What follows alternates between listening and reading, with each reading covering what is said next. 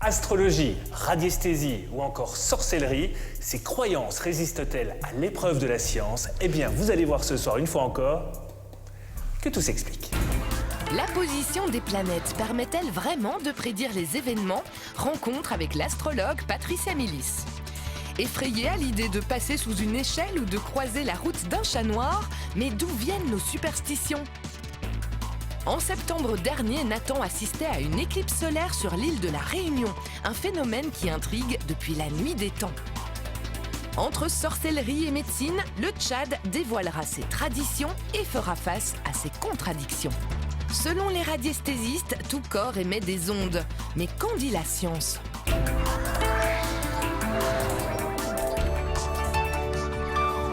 touches personnelles vous plaît particulièrement en cette période. Regardez, c'est Patricia Milis, c'est Madame Horoscope sur Bel RTL et sur Radio Contact. Vous lisez aussi ses prévisions dans le Ciné Télé Revue. On va la déranger.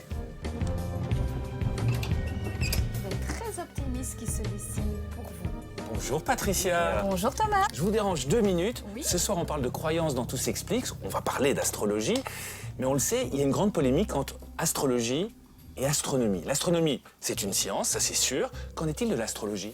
On lève les yeux au ciel depuis 10 000 ans. Vous retrouvez dans l'histoire de l'astrologie Ptolémée, vous retrouvez Hermès Trismégiste. Donc on était dans les déserts, en Mésopotamie, dans des ziggourats, occupés à regarder le ciel pour connaître l'influence de ces planètes sur notre comportement. Patricia, ça me donne envie de vous poser plein de questions, mais Oui. je vais vous laisser enregistrer les horoscopes. Merci. On se retrouve tout à l'heure. Je sais qu'en plus, il y a une petite surprise pour moi.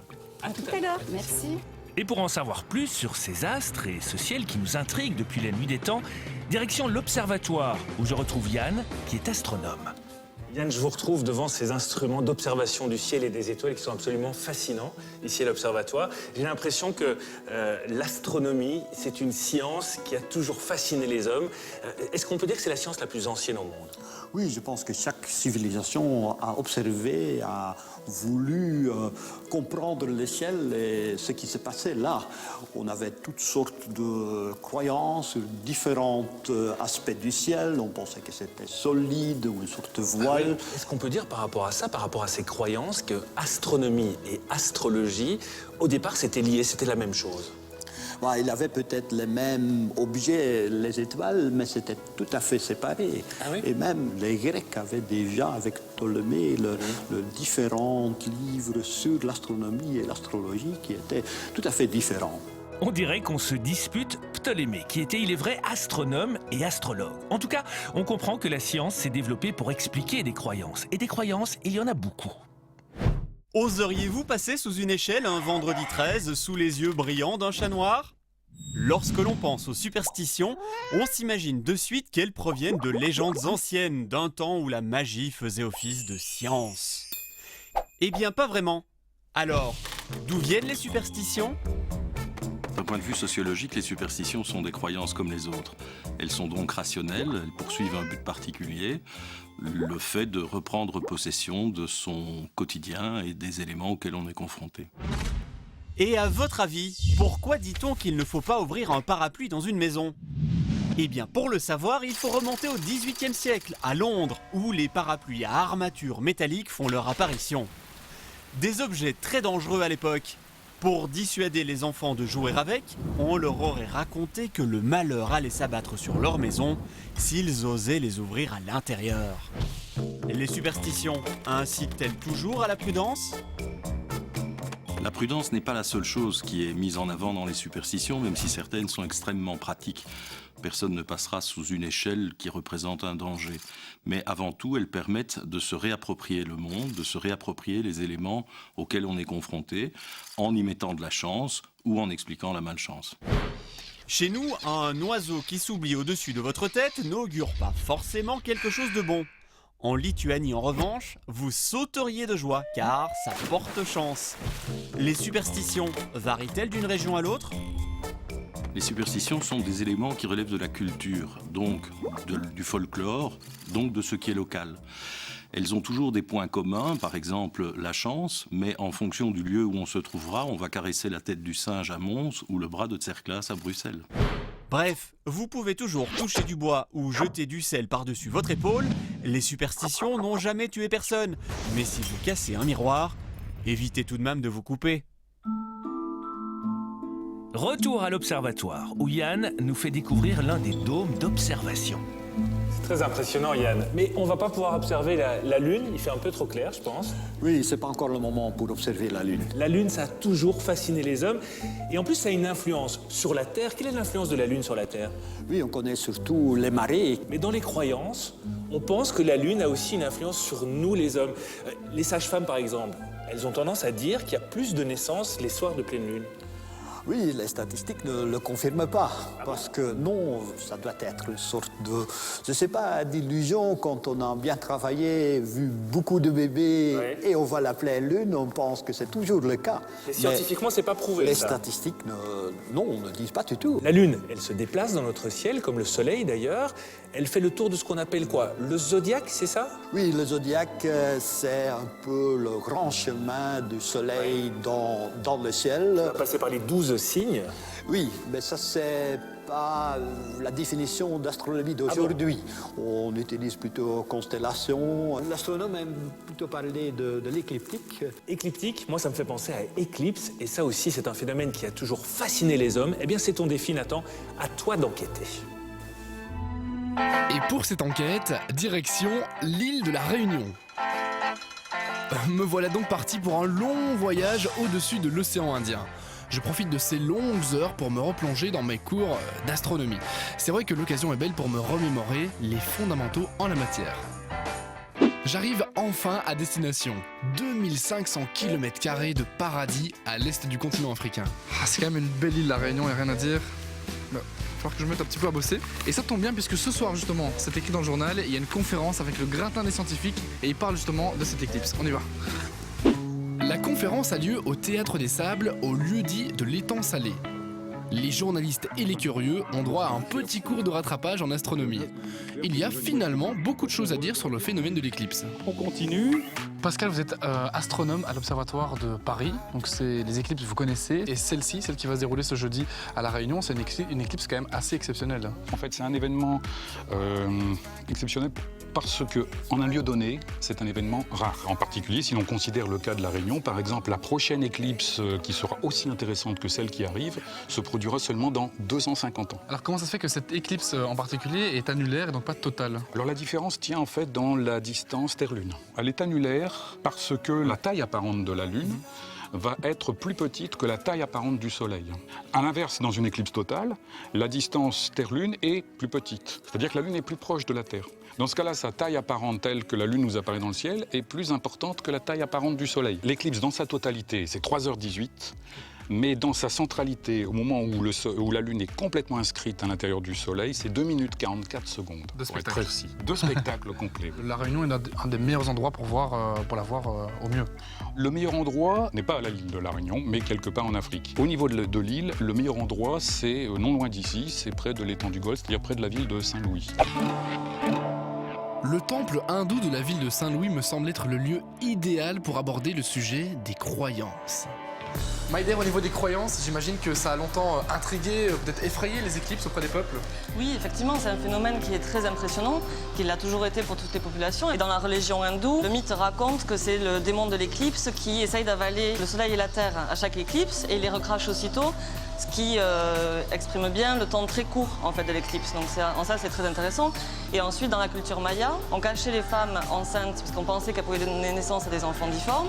Et on faisait du bruit. Depuis des siècles, la réaction, c'est plutôt de se cacher, de crainte du phénomène. Alors certes, il y a le risque du soleil, mais ça existe tous les jours, à chaque fois que le soleil se lève. Et puis on a les lunettes spéciales de l'éclipse pour ne pas prendre de risques. Et pourtant, il y a encore des personnes qui se cachent et qui cachent les enfants. Donc on peut penser qu'il y a encore une inquiétude face au phénomène en soi, alors qu'il est expliqué aujourd'hui. Ouais, et les éclipses, c'est sans danger grâce à ces lunettes d'indice 5.0 qui laissent passer uniquement 1/100 millième de la lumière. C'est-à-dire que là, je ne vois pas du tout, je vois uniquement le soleil. Et je vous propose d'aller voir avec moi cette éclipse. Sarah, il me semble qu'ici à La Réunion, c'est un véritable engouement cette éclipse. Oui, c'est extraordinaire. Ça fait 1 an et demi qu'on attend avec impatience cet événement. On attend entre 3000 et 4000 personnes aujourd'hui. Et en plus de fêter ça sous le modèle un peu du pique-nique créole, on est extrêmement heureux. Et puis on attend avec impatience des gens du monde entier aujourd'hui, donc c'est extraordinaire. Jean-François, vous êtes un eclipse chaser. Vous êtes venu ici à La Réunion rien que pour ça? Absolument, c'était le motif principal de mon déplacement. C'est à la fois le phénomène en lui-même et puis l'ambiance qu'il induit sur les observateurs et également sur le milieu environnant. Alors c'est marrant parce qu'on est plus ou moins à mi-chemin là dans l'éclipse et on peut déjà percevoir qu'il fait un peu plus sombre ici. Il y a déjà moins de lumière qu'auparavant. Je vois que vous avez vu mode kawaii et il fait un petit peu froid là. Ah oui, là ça vient de se... On sent la différence. Vous n'avez pas à me prêter peut-être? Ah non, on n'en a pas un troisième. Je suis désolé. Merci. T'as regardé l'éclipse là déjà? Oui. Et t'as vu quoi? Ben, là, on va quand même croissant lune parce que l'éclipse, elle n'est pas terminée. Mais bientôt, on va voir l'anneau. Ok, tu te réjouis? Oui. Ok. 5, 4, 3, 2, 1, 0,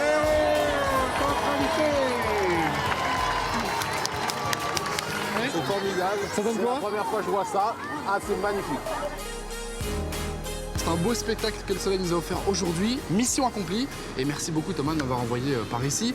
On se donne rendez-vous pour la prochaine éclipse totale en Belgique. Elle aura lieu le 3 septembre 2081. À ce moment-là, j'aurai 86 ans. Et toi, tu auras... Alors, attends, 2016. Moins 2081, ça fait que 65. Et toi, Nathan, tu auras peut-être enfin ton permis, hein? Bon, allez, je me concentre. Tu peux deviner la carte là? Alors, je dirais le... Attends, je réfléchis. Le 2 de cœur. Ah, c'est du cœur, mais c'est pas un 2. Ah, mais c'est du cœur, quand même. Ah, mais il faut tomber juste. J'ai aucun talent de télépathe, alors. Oui, non, je pense pas que tu sois vraiment un bon télépathe. Mais c'est quoi les trucs, alors, des télépathes? Bah, ils utilisent des trucs un peu comme les mentalistes, hein, des magiciens, et c'est des techniques qui permettent d'extraire l'information des gens. On leur dit des choses très très vagues, par exemple. T'as plutôt l'air extraverti, mais à l'intérieur, je sens que t'as quand même de l'insécurité en toi. Et en fait, tout le monde sait se reconnaître dans ce genre d'informations. Oui, c'est un peu vrai. Alors, Jean-Michel, toi, tu es zététicien. C'est quoi la zététique? La zététique, c'est un mouvement qui s'intéresse aux phénomènes paranormaux, mais de manière critique, avec une approche rationnelle. Et on va sur le terrain, on teste des voyants, des médiums, des sorciers, on fait des expériences pour voir s'ils sont vraiment capables de faire ce qu'ils prétendent être capables de faire. Et le résultat, c'est que... Le consensus scientifique à l'heure actuelle, c'est que ces pouvoirs paranormaux n'existent pas. C'est uniquement des tours d'illusionnisme, en fait. Mais ça veut dire que tous les voyants, les tarologues, ce genre de personnes, sont des escrocs et ils le savent? Alors pas du tout. En réalité, la grande majorité sont convaincus de la réalité de leurs dons. Le mentalisme, c'est une branche de l'illusionnisme, de la magie, et il y a des manuels très complets qui permettent d'apprendre ces techniques. Pourquoi est-ce que moi, comme d'autres, j'ai envie d'y croire, j'ai envie de consulter? Moi, je pense que aussi bien l'astrologie que la voyance et que tous ces domaines des divinations, ça joue sur l'anxiété, ça réduit l'anxiété. Il y a eu pas mal d'études en psychologie qui montrent que les gens plus anxieux ont tendance à plus croire dans le paranormal de ce type-là. Donc forcément, si je pense que la voyance ou l'astrologie fonctionne, j'ai l'impression de pouvoir mieux contrôler ma vie de tous les jours et ça me rassure. Bon, je connais les trucs maintenant, on retente le coup, je suis sûr que je vais y arriver. Et dernière chance. Hein. Vas-y, montre-moi une carte. C'est quoi ça? Oh, ça c'est du rouge, à mon avis. C'est du rouge Non. Restez avec nous. Dans un instant, nous irons au Tchad, entre sorcellerie et médecine. Et puis, selon les radiesthésistes, tout corps émet des ondes. Mais qu'en dit la science? À tout de suite.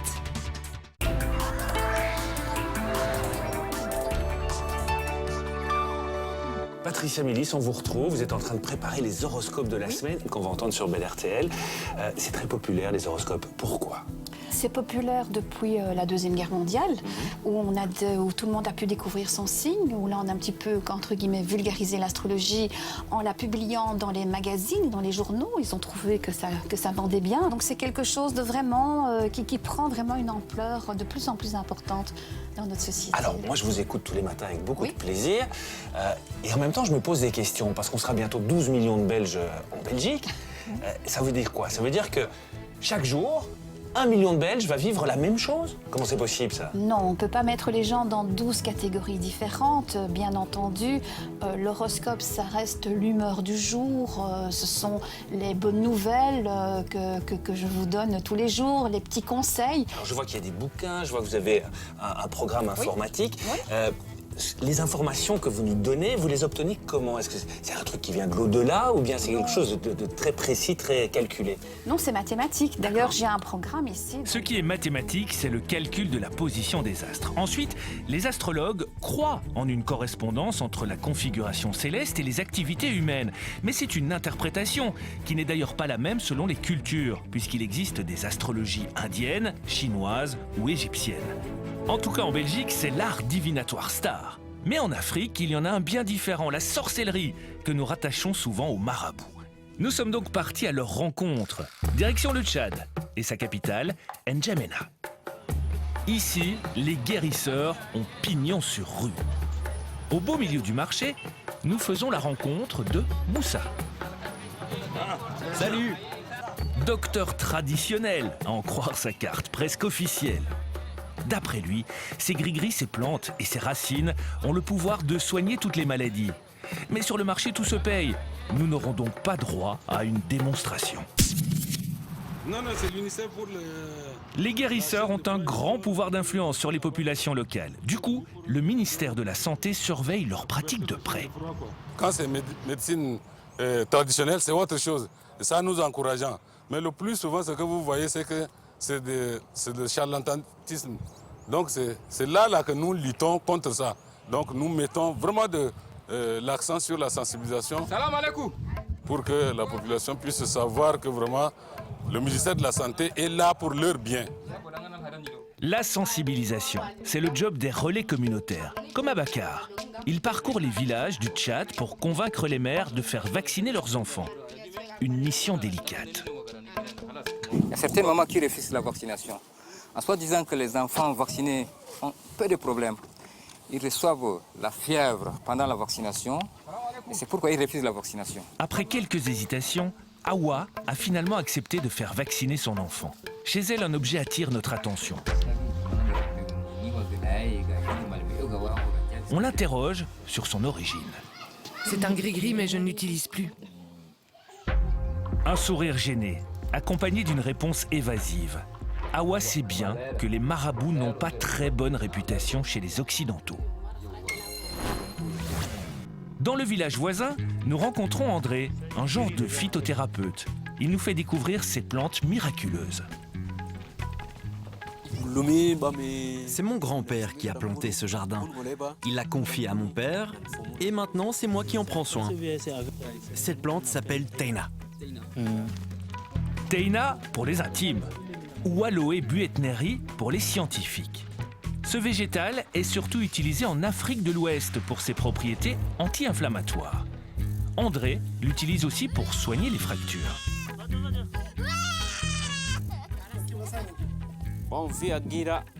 Après avoir soigné mes patients, je les envoie toujours à l'hôpital pour faire une radio, pour vérifier que tout va bien. Nous avons pris des nouvelles de sa jeune patiente.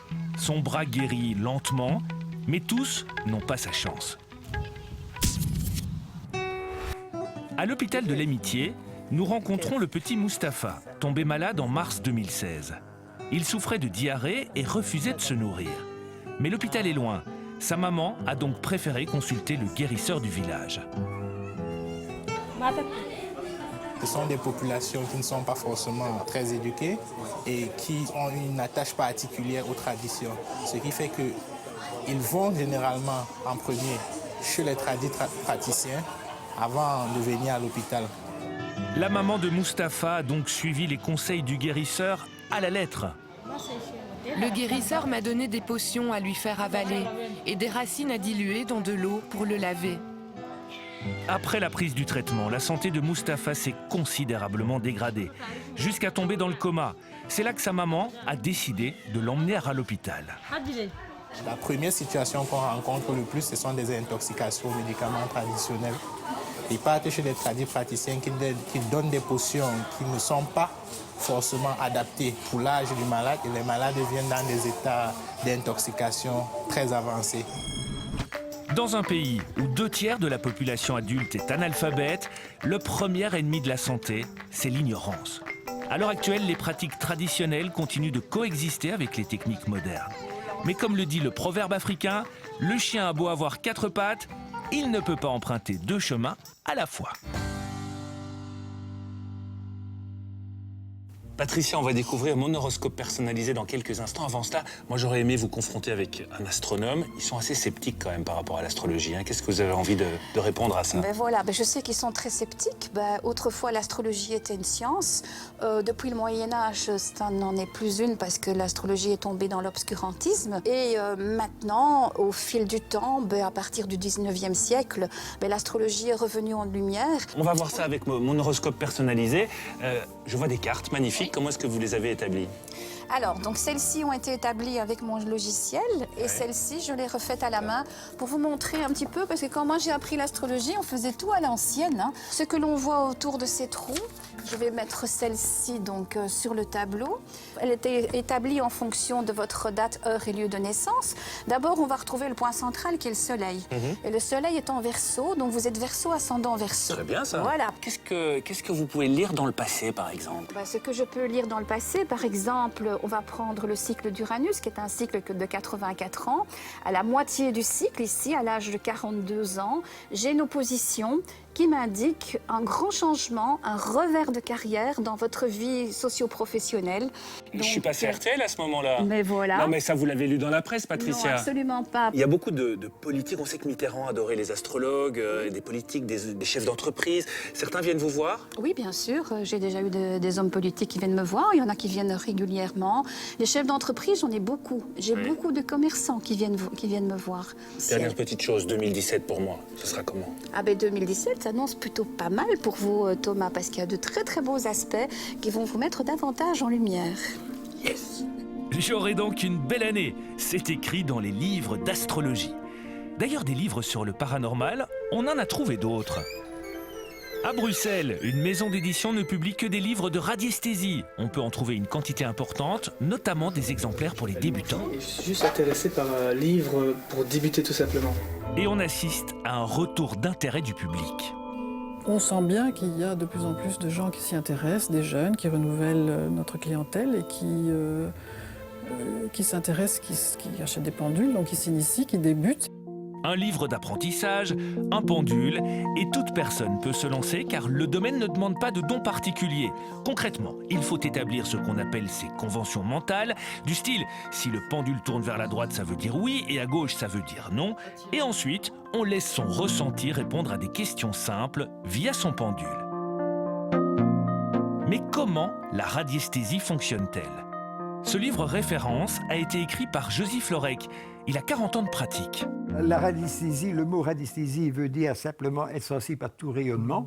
Il est en fait évident que quand vous pensez, vous dégagez une onde, inévitablement. Donc, si maintenant je recherche un objet, on peut créer artificiellement la fréquence d'onde de l'objet.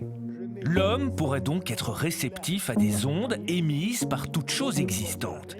Pour comparer cette théorie à la science classique, nous avons confronté 3 radiesthésistes à notre physicien Pasquale. Et pour lui, le principe d'onde pose problème. En science, il n'y a que 2 types d'ondes. Vous avez les ondes sonores, c'est-à-dire n'importe quelle matière est capable de vibrer. C'est le principe de la musique. Et nous avons des récepteurs dans nos oreilles. On entend le son et notre cerveau est capable de processer le son. Puis il y a un deuxième type d'ondes très connu, c'est les ondes électromagnétiques, tout ce qu'on utilise pour la radio, la télévision, les GSM, les Wi-Fi. Est-ce que l'être humain a des récepteurs à ces ondes? Nous n'en avons jamais trouvé jusqu'à présent. Il faut dire que le boom de la radiesthésie coïncide avec celui de la TSF, la transmission sans fil, au début du XXe siècle. Le mot « onde » aurait donc tendance à être utilisé pour différents phénomènes physiques.